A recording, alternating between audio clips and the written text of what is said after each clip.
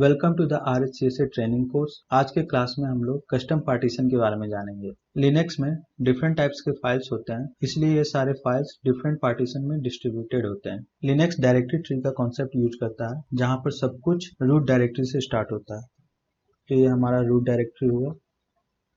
उसके अंदर सब डायरेक्टरीज होते हैं, कुछ एग्जाम्पल के रूप में लाइक बूट, जिसमें कर्नल फाइल्स और बूटिंग रिलेटेड फाइल्स होते हैं। दूसरा हमारा होता है होम, जिसमें यूजर होम डायरेक्टरीज होते हैं और यूजर रिलेटेड फाइल्स होते हैं।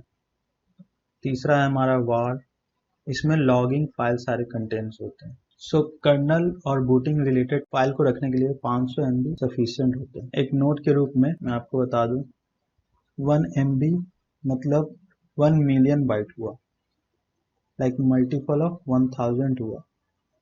और मैं 1 MIB लिख रहा हूँ, इसका मतलब हुआ 1 मेबी बाइट, जो कि 1024 के मल्टीपल में होगा। और हम लोग सिस्टम में ये यूज करते हैं, ये नहीं, तो हमेशा ध्यान रखिएगा। तो यहाँ पर मैंने जो लिखा MIB, इसका मतलब मेबी बाइट हुआ। अब होम के लिए डिपेंड करता है आपके सिस्टम में कितने यूजर हैं, कितना बड़ा आपका वर्क है, उस पर डिपेंड करता है। अगर आपके में काफी सारा है तो 1 टेराबाइट भी लग सकता है, तो ये डिपेंड करता है। सिमिलरली वार में भी कितने प्रोसेस काम कर रहे हैं, क्या काम चल रहा है, डेली कितना ज्यादा काम चल रहा है, उस पर डिपेंड करता है। इसीलिए अलग अलग डायरेक्टरी होते हैं, ताकि अगर मान लीजिए ये डायरेक्टरी फुल हो जाए तो ये ऑपरेटिंग सिस्टम को अफेक्ट नहीं करे, लाइक शट डाउन ना हो जाए। लाइक वार में भी काफी सारा प्रोसेस हुआ है और काफी सारे टास्क परफॉर्म हुए हैं, तो ये अगर ये पूरा डायरेक्टरी फिलअप भी हो जाए तो भी कोई अफेक्ट ना पड़े।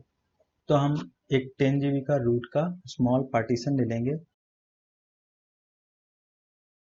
जो कि स्प्लिट ऑफ हो जाएगा इन सारे सब डायरेक्टरीज में, और भी सारे जितने होते हैं। और आप चाहें तो आप डिफरेंट सब डायरेक्टरीज का भी पार्टीशन आप मेंशन कर सकते हैं कस्टम पार्टीशन में। नहीं तो आप अगर रूट का ले लेंगे, सिर्फ रूट का यूज करके, तो वो खुद ब खुद स्प्लिट कर देगा सारे सब डायरेक्टरीज के लिए साइज। देखा जाए तो मेनली हमें एक रूट का लेना है, तो 10 GB रिकमेंडेड है एटलीस्ट। और स्वैप के बारे में बाद में बात करेंगे डिटेल में।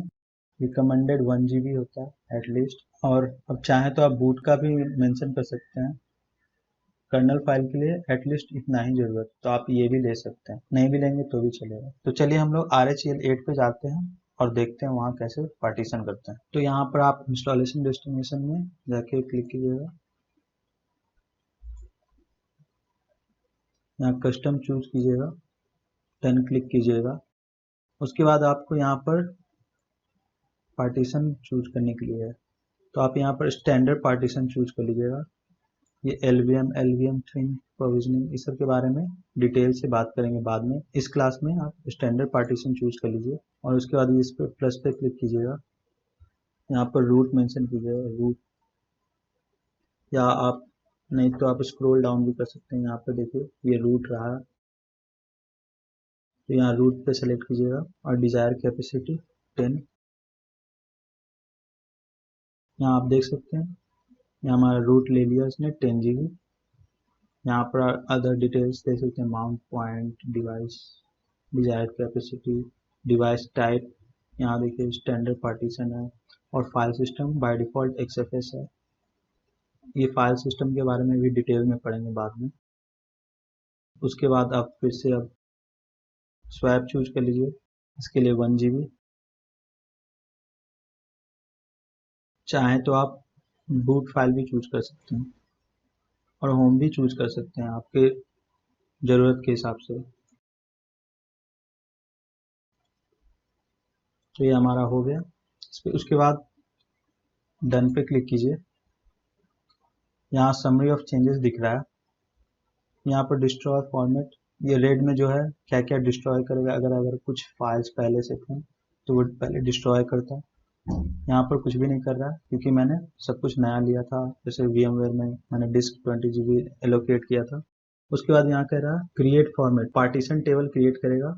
उसके बाद डिवाइस क्रिएट करेगा और उस डिवाइस के ऊपर XFS फाइल सिस्टम फॉर्मेट करके डालेगा। उतना करने के बाद एक्सेप्ट चेंजेस पे क्लिक कीजिएगा और उसके बाद बिगिन इंस्टॉलेशन कीजिएगा। उसके बाद सिमिलरली जैसा पहले था वैसा ही होगा। तो आज की क्लास में इतना ही। Thank you for watching this video.